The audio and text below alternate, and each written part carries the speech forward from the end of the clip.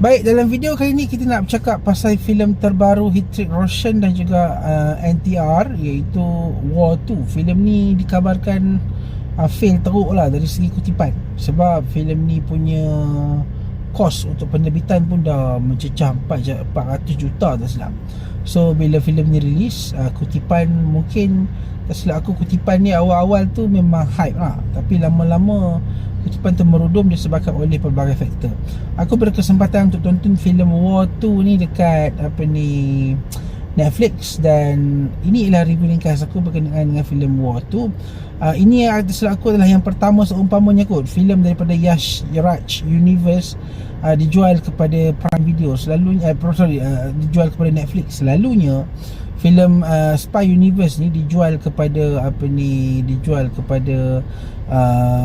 Prime Video, tapi kali ni dia dah pergi ke Netflix. Tak apalah, mana-mana pun. Tapi sebelum kita bercakap lanjut pasal filem War 2 ni, kita intro.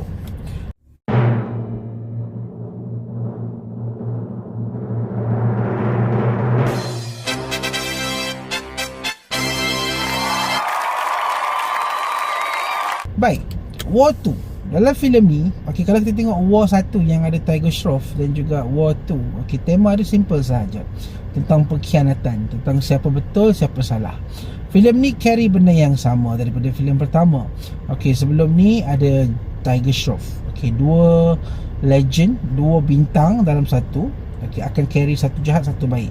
Dalam filem ni pun sama, dia carry ataupun gandingkan NTR dengan dengan Hrithik Roshan. So dalam filem ni kita dibawa ke sebuah kisah di mana watak Hrithik Roshan ni cuba untuk masuk ke dalam dunia satu organisasi yang dikenali sebagai Kali. Kali ni memang nak take over the world, tapi kita tak tahu siapa. So sampailah Kali ni menguji kekuatan sampai terpaksa bunuh bos sendiri. Dan adanya NTR ni, watak NTR ni adalah seorang spy yang sama level juga, sedang bersama-sama untuk selesaikan benda ni.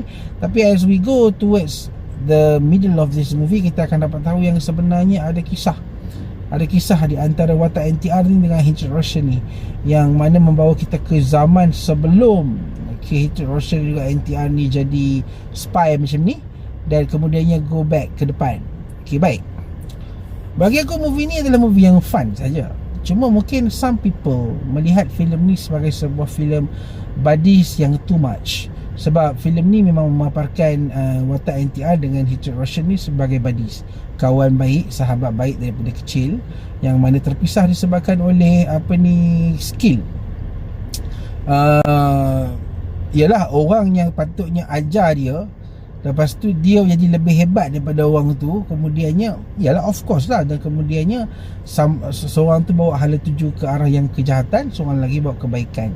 So basically orang nampak filem ni sebagai sebuah filem yang membawa elemen pelangi tu yang tak bagus. Padahal benda ni bagi aku is just movie yang hanya bercerita pasal sahabat baik.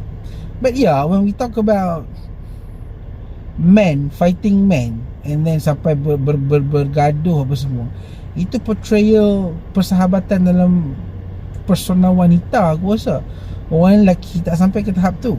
So it's kind of weird lah, sama ada filem ni sebenarnya nak carry persahabatan dari sudut pelangi, faham kan, ataupun nak carry persahabatan yang bagi aku terlalu over untuk sebuah filem yang bertemakan lelaki. Hrithik Roshan macho, NTR pun macho, dua-dua menari cun, but the portrayal some kind of weird, sebab it's too much.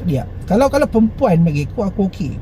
When we talk about lelaki dengan perempuan, the connection seems okay. Tapi bila lelaki dengan lelaki bergaduh sampai menangis lah apa semua, then hang puji aku puji hang, I mean that the thing is too much for some people lah. Itu yang aku nampak dekat komen-komen dekat Letterboxd, dekat IMDb. But for me, aku rasa movie tak ada apa pun. It's just a movie yang bagi aku just carry the persona of Hrithik Roshan dan juga NTR, dua-dua orang yang hebat dari dua industri bergabung. Dan bagi aku, bila sampai ke hujung, aku rasa tak apa nak best sikit, sebab NTR pun orang besar. Orang besar daripada sinema dia, Telugu yang sedap. So Hrithik Roshan pun besar, watak utama, main lead. So bila aku tengok ujung-ujung tu dah nak mati tapi tak mati, itu dah memang carry, kita dah rasa fatigue lah, kita rasa lemah dekat situ. Sebab bagi aku movie ni sepatutnya be fair dalam bentuk storytelling lah kan. Tak kira lah hang bintang besar ke, hang bintang kecil ke, kalau hang just dibuat untuk mati kat situ, just go with it lah. Tapi bila dia just buat jadi je kan apa yang hampa tengok dekat ujung movie ni, it's kind of disappointing. Sebab dia just nak highlight stars.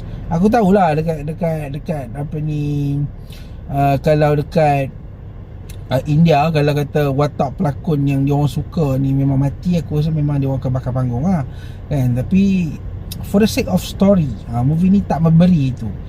Action sequence bagi aku memang padu gila. Lagu dalam filem ni pun memang mantap. Aku suka scene yang waktu diorang menari lagu awal-awal intro tu, mantap guys. Yang dekat Spain ke apa ke, one of my favorite songs. Tapi on the whole, sebagai sebuah movie, aku rasa movie ni boleh layan, but don't expect too much. Filem yang just biasa-biasa.